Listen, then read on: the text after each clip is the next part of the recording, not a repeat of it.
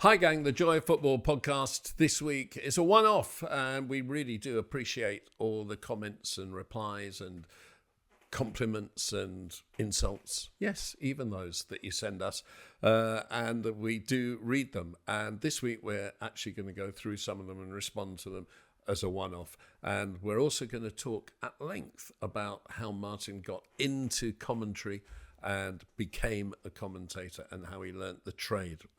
So Martin Tyler and me responding to you coming up. If you want to contact us, more comments please. There's also the Patreon where you can really get close to us. And of course there's substack.com where our written stuff can be followed as well. The Joy of Football is taking over the world, but right now the world is centred around you. The Joy of Football podcast. With me, Neil Barnett.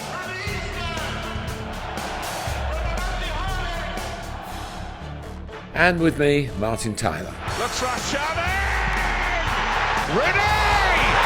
Aguero! The Joy of Football.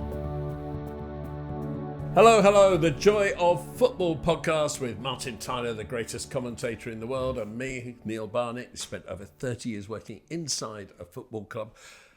Today brings you, because we're going to respond to some of the comments that you've sent us on this episode. And I'm going to waste no time, Martin, and start off with a subject that a lot of people have commented on, which is too many games. Are there too many games? Are we asking too much of our top footballers? And I want to go to two in particular. A-Stup has suggested they need to get rid of the Nations League and tournaments like the Carabao Cup. And Mr. Laughinggrass has said, why not just mandate squad rotation in leagues? Each player can play a set amount of games per season in the league. Strangely, that's something that happens in other sports. In professional cricket, I think they monitor the bowler's workload. And although it might not be set in law in the county championship, the professional county cricket clubs are very keen on making sure that there's no overlap work, that players, unless it's an absolute emergency and trying to win a game in the last minute, the last day of play, that actually is in there, which has never happened. I lived with two Test captains, Bob Willis of England and Jeff Howarth of New Zealand in the 1970s. We shared a flat together, and none of that applied then. You just went on and played and they did what you had to do. So whether it's time now to take a leaf out of other sports and say, yeah, you can only play so many minutes a week, but it would make it very complicated. We'd have more substitutes, I think, and we've talked in previous podcasts about maybe we think there's too many as it stands. But something has to be done.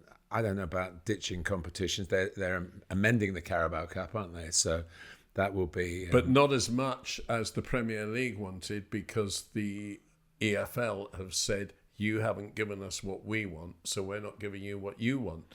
And therefore, for instance, the two-leg semi-final stays this coming season. That's about all that does stay for the original, though. And the FA Cup, of course, is losing the replays from the first round, which doesn't really impact on the top players. But I think but they're losing that because of the extra dates in the Champions League calendar. Well, I don't see too many non-league teams in the first round of the FA Cup playing in the Champions League. So. I agree. But there is... What I have felt is that there is no overall plan, and this is where maybe a regulator will come in and try and help this. Get people around the table like this one and say, right, we're not leaving till we've sorted this out once and for all. And you've all got your points of view. So we've all got to give something. What's the best way to do it? So that it's a harmony across all the different organisations. And is that so hard to do? It's not as though, we're talking about hard-nosed party politics or anything like that. Everybody loves the game, and these fears are genuine ones. The players want to play. There's no question about that. Do referees love the game? Do they? Referees? Yes. End of. They do, and they're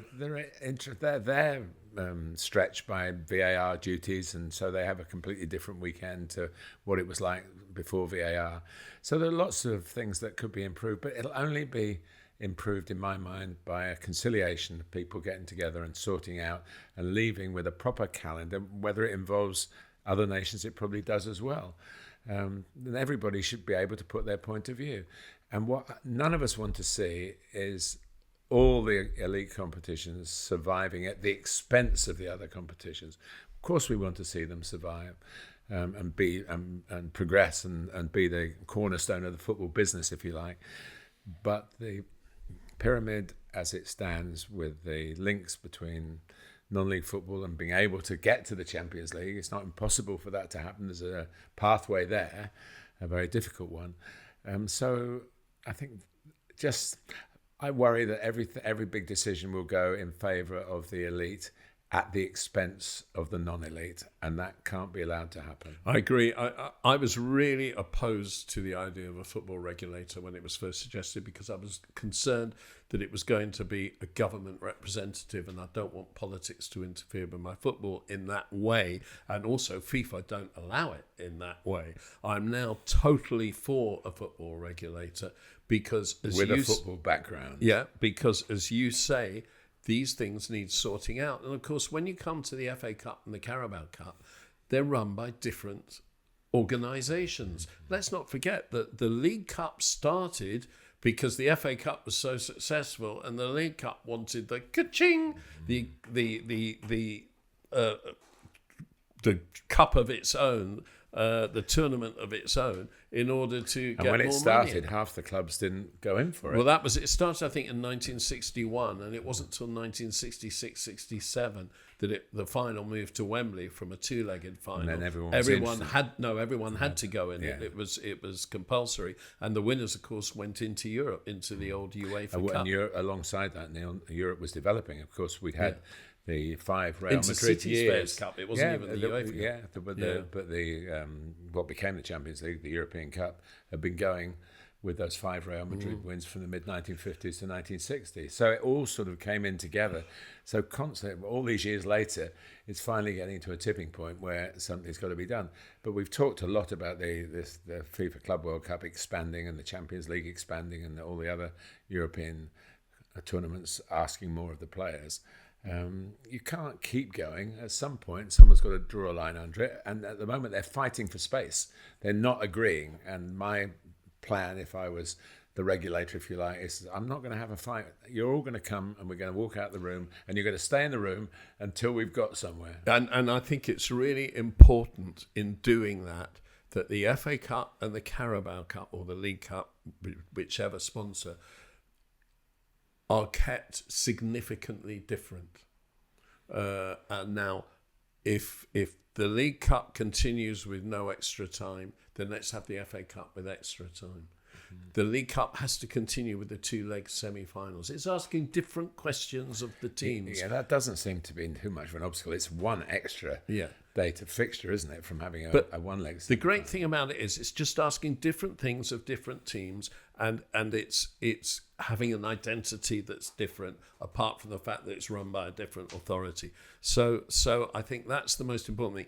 If the FA Cup and the League Cup become the same, they're all one leg, they're all no extra time, one will disappear. It just will. No replays, yeah. No replays, yeah. Then they'll just disappear. So they have to be different. And I agree with you. We must keep them, and the smaller clubs must get their income from them. I personally would still have replays up until up until the semi-finals. I'd have replays. Well, we haven't had that for a little while. No, I know. But the weariness. Sometimes I worry, that the weariness. The players get asked about whether they're tired. As only a non-league coach, but we used to say, if you ask the players if you're tired, they'll think, oh, well, maybe I am tired. If you don't say anything, so we're in for training again tomorrow or whatever, until players come to you and say, actually, it's a bit too much, I'm struggling for Saturday, then you've got an issue. But because you feel weary as a coach, because you feel weary as an administrator, because you feel weary as a broadcaster, because you're being asked to do a lot. Don't translate that onto the players. The players are young. Players can play. It's the mental pressure that stops them playing almost every day or every 2 or 3 days. That's what wearies them out. I don't think physically. Obviously, injuries. The more you play, the more risk of injury. Although you could get injured in some of the worst injuries happen in training. So it's complicated. And it's a very good question. I also think it's important to say, mandate squad rotation. No way. No. Absolutely no way. Football is becoming too much of a squad game and not enough of a team game. It is about the players. It's not about the manager and the flipping substitutions. It shouldn't be. I'd go back to 3 substitutes. I wouldn't have 5 because the more powerful clubs have the better substitutes to come on. And those who say, yeah, but the smaller clubs can bring on the fresh legs and therefore can last for longer against the bigger clubs, balderdash. And that's a very calm word for me, because it just makes it a manager's game. It isn't a manager's game. I think 3 substitutes is more than enough. We just need fewer games here. I would like to have a survey amongst the current players, say between 20 and 25. Go, how much do you want to play? Do you want to play 90 minutes in every game? Or are you happy playing, if you're a starter, playing for 65 minutes and you know you're coming off? Or if you're happy to be on the bench, you get 20 minutes maybe every other game, and is that enough for you? It was a 90-minute game. And that's how you got brought up to play it. Yeah. You want to play. Is he a 90-minute player? It was like what you got asked of. Can he play for 90 minutes? And therefore, are we going to lose some of the dynamism of the starters because they never play 90 minutes? And I think it's really important, just before we leave this, to emphasise the difference in development now to how it was 15 years ago. And the difference is that almost everybody starts off their first team career as a substitute. And it's several games of being a substitute before they get their first start, probably. And what happens there is you need 2 completely different skill sets to make an impression as a substitute and to make an impression as a starter. And if you go back the 15 years, almost everybody kicked off their careers in the first team by starting. And then maybe you play an hour, maybe you play the whole 90 minutes, but you'd start. And now you need to be 2 different people early in your career in order to make an impact. You need to be an impact substitute and you need to be a reliable starter. And I don't think that works. I think that works against youngsters. I think youngsters ought to be starting much earlier in their first team career in order to find out whether or not they're first team players. It's something as a commentator, you always keep notes on starts and sub appearances. I may be barking up the wrong tree here, but Kiernan Dewsbury Hall of Chelsea have just had, I seem to remember doing a game for Leicester when he finally made a start. And he'd been sub 20 times or something. Well, because he was behind Tillemans and Maddison in midfield for a long time. And Ndidi. But it hasn't held him back because he's now a Chelsea player. We'll see how much it's held him back. Okay, thank you for those. We move on to Rebel 3369, who is responding to me talking about various things. Including going away in the Champions League to Bratislava and to Zagreb. Just need to correct you, Mr. Barnett. Kingston of London is significantly smaller than Zagreb and Bratislava, so perhaps you are getting your cities mixed up. As for your comment regarding Spain versus Croatia, but that's a bit of old men Croatia, more than prime Spain. The match stats showed that Croatia outplayed Spain, more possession, more shots, more passes and a higher pass accuracy. Both the teams had 5 shots on target. The only difference is that Spain converted 3 of them. Other than that, your old men Croatia were the better team. Well, I'd just like to say, Rebel 3369, Spain converted 3, Croatia converted none. In my understanding of football, that makes Spain the better team. Yes, I think they got the wrong criteria to spot up because that's the criteria that decides matches. But I mean, Croatia we've loved. Let's be fair, we've loved the football that they played, and they've had a lot of success recently. I don't think it totally goes hand in glove with Luka Modric, but clearly he's coming to the end, although he won't give up easily, that's for sure. And we shouldn't be dragging the nation down because he's coming to the end of his career, and I'm sure there are plenty of very good technical players who will take his place and now remain competitive. I mean, really, the extraordinary story of Croatia isn't simply the last 6-8 years, but it's them coming into the World Cup for the first time in 1998 as an independent nation, coming third, and then building a completely new team and coming into the 2018 World Cup and coming second. Correct. It's better than many a bigger nation. Yeah, so keep rebelling, but do better. I love the shirts too. Right, the next two are from Mark Kofi, and to be honest, I can't name the other person because it's one of those weird handles. But this is in response to the conversation that you started in a letter from the gantry about pronunciation. Bruno Fernandes, which we don't say, of course, and we say Bruno Fernandes, and all the commentators who've I've been listening to them all here, and they've all said Bruno Fernandes, obviously featured heavily again for Portugal. But there are rules, but there are exceptions to the rules, and I think my bottom line on it is every commentator is an individual. Some are good with languages and some are not, and I don't think you should necessarily penalise those. But there are some that probably should be standardised. We don't get together as such to do that, although we all know each other's phone numbers and we talk about things like that individually, cross-channel chats. I think just sometimes we'll not get away with saying that because although it's correct, everybody else is calling him that kind of conversation. So if there are any examples there, I'm sure they're valid ones because it's not an exact science. If it was, the Premier League do give us at the start of the season, they line up all the players in front of a green screen and they say their name. And so there's no excuse, but they don't always say the name as maybe a listener or a viewer would say it because he comes from that country or she comes from that country. And so we're misled a little bit at times. But Bruno did on the last lot. I don't think he did it for a couple of years, but the last lot, it was definitely Bruno Fernandes. Mark says the British just refuse to pronounce things properly. Bernabeu, Nou Camp, Antoine Griezmann. It's Bernabeu, and I did it in the last letter that I did. Yeah.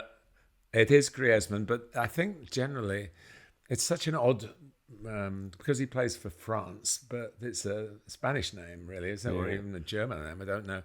But it should be Griezmann, but I think that's one of those, it's a shorthand version of it. I totally take your point, and I'm a guilty party. And he says, these are the three that particularly are annoying to me. And the guy answered him by saying, me and this guy's voice have a deep understanding with each other. In the end... What was the other one? Griezmann? Griezmann. Bernabeu and Bernabeu. It's definitely Bernabeu. Nou Camp. Well, that's a difficult one because it's Camp Nou, or it's not even new. But if you talk to the Catalonians, there are excuses for using it the other way around.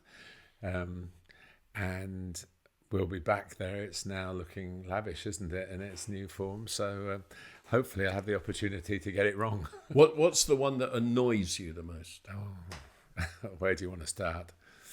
Well, one that you know about is, and I've spoken to the player concerned, it's Christian Pulisic. It is not Pulisic. It is not Pulisic. Definitely not that, although it would be if he was from Eastern Europe. And that's one that the player will tell you. He's on the Premier League, and of course he's not a Premier League player now, but he's been on that saying, and there's you, Ian Darke, who works for the American television networks, and me. We're the only ones who say it like that. But that's how he says it. And I think that's where you go back to. How do they say it? But if a player says, well, it doesn't matter. If you want to say it this way, say, well, I don't really mind. That doesn't help. No. So that's one that stopped annoying me because he's not playing for your mob anymore.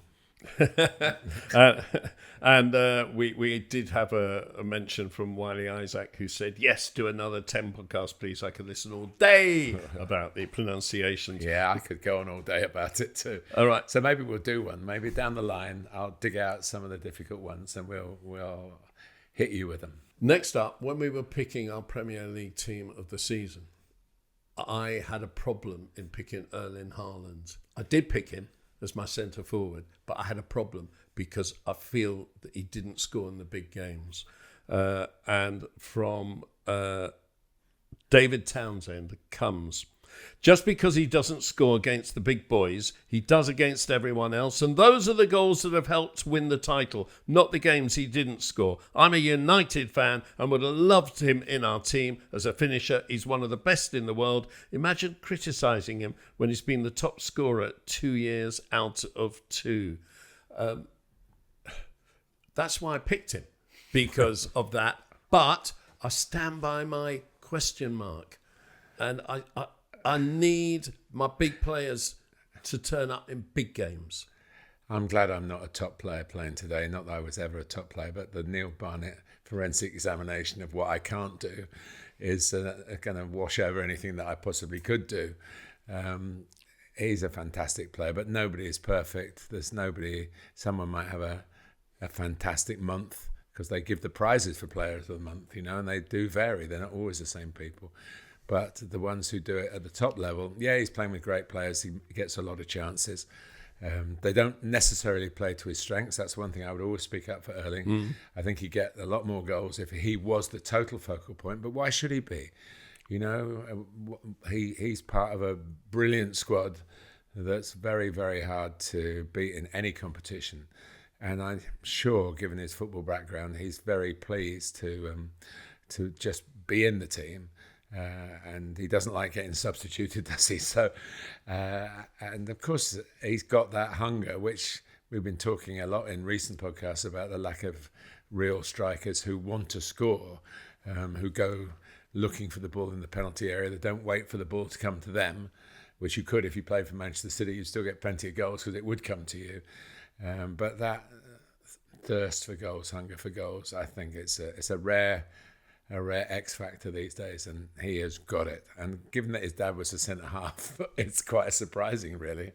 I don't know. Everyone rebels, don't they? Yeah, I suppose. Well, Nigel Clough followed Brian Clough as a centre forward. That's true. Yeah, but probably a different type of centre forward. Yeah. Right. The next little bit of conversation we're going to have is responding to a load of questions, and funnily enough, when I was hosting the radio show for United States and Canada on Sirius XM, and Martin used to come on pretty regularly as a guest, a lot of listeners contacted me to say, can you ask him to talk about not football, but commentating? And we did do a 20-minute segment one day on the actual act. Your listeners slept well that night. So if I just bring in some of the questions we got. Why did you become a commentator? What was your defining moment as a commentator? What's your most memorable football game? Things like that. I want to start with who were your commentator heroes growing up? I didn't really look at it as though I was going to be a commentator. I was trying to be a sportsman. I had a go at cricket and I had a go at football. The football lasted a bit longer and it got to a better level. And so I was more looking at people that I wanted to emulate as players.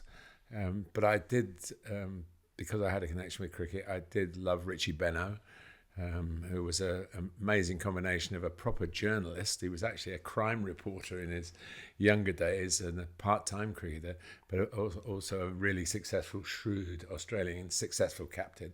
For those of you who never saw him, he was an all-rounder. He was a leg spinner. Leg spin. He was more a leg spinner than a batter. He did bat a bit, yeah. But he was also somebody who, in the commentary box, ticked all the boxes because he knew the storylines as well as the game.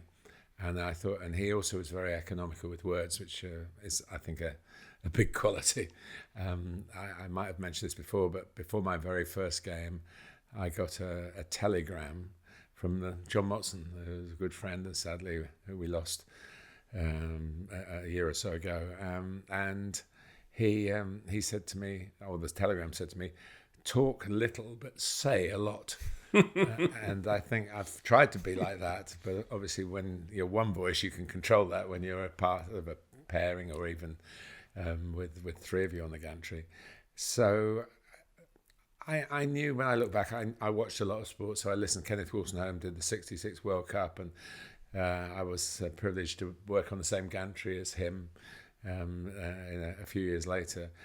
So I guess all of them that have been successful I admire, because I know what it takes to try and reach those standards. But you never got coached in it. Never. You never had trials in it. So how did you make the decision that you wanted to do it, and how did you turn that into doing it? Actually, I did have one test at what would be BBC 5 Live now. I was sent to a match. I was already doing a bit of writing journalism then, and they sent me to a match at Crystal Palace, and I then had to go back to Broadcasting House and do my report. And it didn't get me a job. So I think I was always more attuned to television. I find radio really difficult because my way of commentating is commentate, pause, commentate. I did a bit of radio in the early 80s. In fact, employed by Clive Tilsley, who has obviously had a very long career. He was working for Radio City in Merseyside, and there were weeks where there were games when he had to do a game in the north, and there was another game they wanted on in the south. So Clive asked me to go, but I was hopeless at it because they kept saying, you've got to keep talking. I didn't have a co-commentator, and it just wasn't me. So no, just feeling it, listening to it, working in ITV, which I was given the chance as an editorial assistant and not as a commentator. And what did that involve? What did editorial assistant? Editing the goals together. So that was a physical thing. How did you know how to do that? Well, it was not physical. It was judgmental, because somebody did the editing, but I did. They cut it there, and we need to see that move because that was part of the move. And so my football knowledge, having played non-league football, got me through that stage. But I didn't like being in the studio. I'd been used to being, as a boyhood fan at Woking and then playing. I'd been out. My weekends were always out. So were you plaguing people in ITV? Let me do a commentary. No, I didn't. Plaguing. They might think that. I don't think so. I asked politely whether I could have we worked this system where there were three of us for two jobs, but the weekend was such hard work that you got every third weekend off.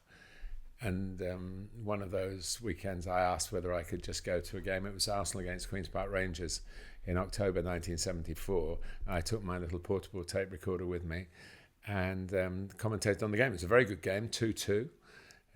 The likes of Stan Bowles playing for QPR. I think Alan Ball was playing for Arsenal, if I remember rightly, World Cup winner.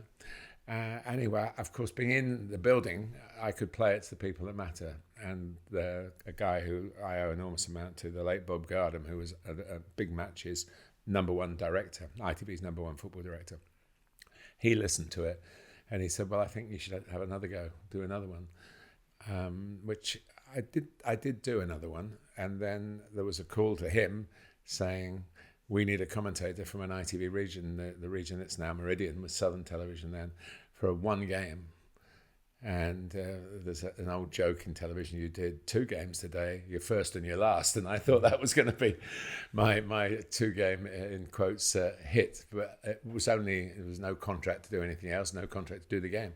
But they asked me if I would do another test so that they could really ratify that I was good enough to do it, or promising enough to do it. So I went to West Ham and did a game again on a weekend off. And then after Christmas on 1974, I nervously trotted off to the Dell, the old Southampton ground, and did the game against Sheffield Wednesday. How soon did you become a regular commentator after that? A couple of years. I did 2 seasons for Southern, which was 6 games a season. The clubs were Southampton, Portsmouth, Bournemouth, who were not the clubs that they are today, and none of them really. None of them were in the top division, or they've all been in the top division since. Reading, another one, was in the patch. Brighton. So all clubs that have done a lot better since I was learning my trade there in the between 1974 and 1976. And then this is I suppose the best story of it, really showing to young people what you can do, how you should do it. One of my games coming up was Brighton versus Mansfield, and I knew Brighton because I'd seen them, obviously local in the south. But Mansfield were a completely no-no to me, and they were playing at Rotherham United, and I had another Saturday off when I was just the freedom. So I went to Rotherham and watch Mansfield, and I bumped into the head of sport at Yorkshire Television. They were covering the match by complete coincidence, and he said, "What are you doing here?" I'd met him a couple of times in the ITV headquarters, and I said, "Well, I'm prepping for a commentary," and he went, "Okay." But he didn't forget that I'd gone a long. Listen, it was a football match. I was loving it. It was no hardship. I wasn't. But for me, what maybe seemed as an extra shift for other people, for me, it was just the labour of love. So I did my work, went back, and then later that was the 75-76 season. So before the 76-77 season, I got a message saying, "We'd like to try you out for our major for our every week commentary. Yorkshire, much bigger region than Southern Television." But I had to go through a trial period where there were three of us, and we were given 3 games each. And I was given the first 3 games of the season. The incumbent was given 3 games, so he knew what was going on. And the guy called Nigel King, who was an ear, nose and throat specialist, I think, but did stock car racing for ITV, and he wanted to get into football. So he was given the last 3 games. And the tough part for me was I did my 3 games. They weren't sensational games, but one was Leeds against Derby, which was a big game at the time. I didn't get many goals in the games. And then I had to edit for the big match, which was my real job. Then, like you asked me what I did, cut the goals together. I had to edit their commentaries. So I knew what the competition was doing. I know there were some fantastic matches. I think Nigel got a 6-1 game, at Sheffield United. Anyway, after the 9 weeks, they said, "Well, we'll let you know." And on the Tuesday of week 10, I got a letter saying I could have the job for the rest of the season, which was a problem because I had to get time. Now, it's all right, one weekend off in 3, but this was every Saturday off. So I was helped by some really kind people, some of my colleagues, particularly a guy called Jeff Fulser, who's still about head of Sunset and Vine, big production company. He covered every, they just knew what it meant to me. So I did that season, and that was the first of 5 seasons regularly at Yorkshire. I moved to Granada for a couple of years, and then ITV employed us all as network commentators. That was every week. And then the opportunity to join what we called satellite television in those days came along, and then you know the rest. Yeah, but you joined satellite television before satellite television got the Premier League. Yes, before the Premier League was invented. Yeah. I joined a company called Champion Television, which had the FA Cup live. These were live, and it had Scotland live. I think we did Celtic v Rangers. I did a 30-year anniversary article for the Daily Record in Glasgow when it was 30 years, a few years ago now, but they described it as the first live Old Firm game. So those sort of things were cropping up, and then of course I got a phone call. I was actually at Jeff Fulser's office in Sunset and Vine having a coffee, I think. I'm just catching up with old time. I got a message, "You've got to go into Sky." And why? Well, they've just got the Premier League. We've got to get a team together. So I was called in with a few others, and then it started. Then we went off to Nottingham Forest versus Liverpool, and Teddy Sheringham scored the peach of a goal, and there we are. So it all stemmed from there. So I'm very lucky, Neil. No training.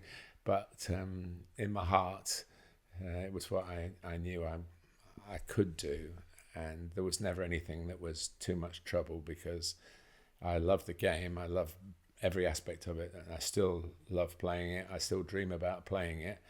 And I've shown a few people today the last goal that I will ever score, which was in October, which doesn't stand scrutiny really, but I'm quite proud of it. And in my late 70s to have done it in front of a crowd.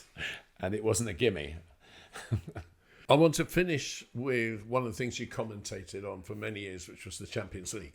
And we've had a few questions. Still do commentate on it. Yeah, you do. You do. Yes. And I want to just a couple of questions that have come in on this. How can we fix the absurd amount of European games that clubs have to play? And how do you see the new Champions League format? Well, the second part's easier to answer. I think it's well worth a go. Nothing stays the same forever. And the difference of it, I think, will take some of the, I don't know how many there've been, but there is a sort of perception that there are too many easy games for the top clubs against the fourth team in the group, if you like. So that will change. So I think that's an upgrade. The extra games, I don't think it will change because they'll still be seeded, and you just get so many but you'll games be against each seed. in a section, though, won't you? Yeah. So Well, I hope that's the pitch, that it will be. There'll be better competition for the bigger teams. How do we get less games? It's impossible, because in the end, money counts, money talks, and you won't want clubs, despite the fact that the players might feel that they're overworked, you won't want clubs wanting not to be in Europe. Is a big thing. As we would say, they're pushing for a place in Europe. How many places in Europe have we got? It's a great target for teams, and when we've seen teams like Brighton get into Europe, that's a good thing. It's not something that should be restricted to the so-called super clubs. So it's about the calendar again. We've got to come back to that point of trying to get that general agreement. Bless you. That general agreement. We're going to hear from him in a minute. So he's clearing the passages. So I think I just, there's no specific answer to a specific question. It's a general calendar problem, and if people were willing to compromise on it, which I don't think they are, but one day maybe there will be. Maybe we can get them all around this kitchen table here and get them to talk some sense. Well, I think there are a lot of things that can be done to reduce the number of games. I went through it some time ago, the number of nations who got 0 points in the qualifiers for the Euros. And I think they should have to go into a qualifying round the following Euros, and only one or two of them come through. And that way every country who's in them would play 2 fewer games. 2, that's a lot. It may not sound a lot, but it's one international away trip, and that is significant. I think the extended Club World Cup is the worst idea ever, and that's you'll get a lot of support for that, Neil. Yeah. And that's got to be reduced. I think the extended World Cup is a stupid idea, because it's the whole point of the World Cup is it's promoting the elite. And you don't want to have people who aren't the elite in it, and it's reducing the competition. We don't want 7-0s and 6-0s in the World Cup. It doesn't benefit it. I am against the new system in the Champions League as well, for a completely different reason. First of all, it's more games. Now it's only 2 more games. It was supposed to be 4 more games before Christmas, from 6 to 10. It's now only 2 more games because the clubs oppose that. But you might play in a playoff as well to get into the group stage, which would be 2 extra games. Would be 2 extra games, But the reason I'm opposed to it is you're only going to play the opposition once. So you'll play different teams at home and different teams away. And one of the great things about the Champions League, as it stands, is you build relationships with other clubs. You build rivalries with other clubs. It can become quite vindictive if you get drawn against those clubs several years in a row. That's a good thing. Yeah, well, it can be. It can be, because you want that kind of rivalry. And football doesn't You can become very friendly with supporters of other clubs. That's a different way of putting it. Yeah, but I mean, the Chelsea-Barcelona games in the 2000 and noughties became really full of rivalry, drawn together in 2000, 2005, 2006, 2007, 2009 and 2012. I mean, this was the kind of rivalry where you're playing each other twice. Now, if you're not playing each other twice, you're only playing these teams once. You won't get a sense of identity, a sense of rivalry, a sense of fellowship. You won't get any of that. It's just all, everything's becoming too isolated. It's not about identity. It's about ka-ching. And it will undermine the intensity of the occasion, I think. And the best thing about football is the intensity of the occasion. I'm totally opposed to it just on that front. Also, it's not fair, because some clubs will get much easier games than other clubs, whatever anyone says. And you don't play everyone else. I think the group stage is something that's really been undervalued. It's worked really well. Yeah. And of course, it wasn't always thus, was it? There was the period where we had 2 groups to another group stage. No, it does work. It's very simple to broadcast, and I think everybody listening, my broadcast on world feeds, I think everybody listening around the world understands the format, and we're going to have to do a fair bit of explaining come August, September even. Yeah, I think it's a great miss. I think it's not a good idea. I think sometimes you don't know what you've got until you lose it. Quite an old song. There you go. Right. We have got one more question that you and I don't know about. No, it's from, we have 2 excellent young producers, Nathan, and the voice you're about to hear belongs to Billy. So Billy's got a question for us. It's a question that many people have had on all the social media clips, on the actual podcast themselves, listeners and viewers. And it is, Neil, why do you say the years between 2000 and 2010 so strangely? 2002, 2007, 2009, as opposed to 2009, 2007? Because some dreary old commentator called Martin Tyler once said to me, it's 2001 because you don't say 1901 or 1901. You say 1901. That's why. Well, that's why it is. I've never heard you say it that way, though. What? A year, or maybe you've just never said the years between 2000 and 2010. I don't think I've ever heard you say it the way Neil does. Well, I would say it as 2001, 2002. 2003, 1901, 1902. So you're both as bad as one another. Yeah, I don't like the 2000 sounds very wrong for a year. It's a bit of a mouthful as well. Yeah, to be honest with you, but all of you, including our producers who are now part of the podcast here, this had a meaningful discussion when I was working at Sky Sports at the time of the millennium, and most people went the other way with it. But I couldn't disassociate it from, after all, I was born in 1945, so I don't quite remember 1902 and 1903, but I had family who did. So that was the way. I just thought it was the year 2000. Yeah, that's fair enough. But once after that, 2001, 2002, 2003. Why not? Who's got the problem with that? You? Not myself, no. Multiple comment, but now we can put it to bed. Yes, in 2024. Yeah.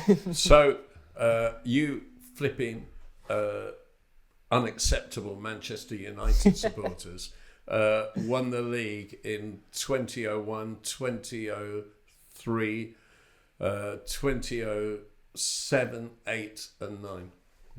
There you go. Yeah. He's not wrong. Yeah. He did the treble in 1999. I know.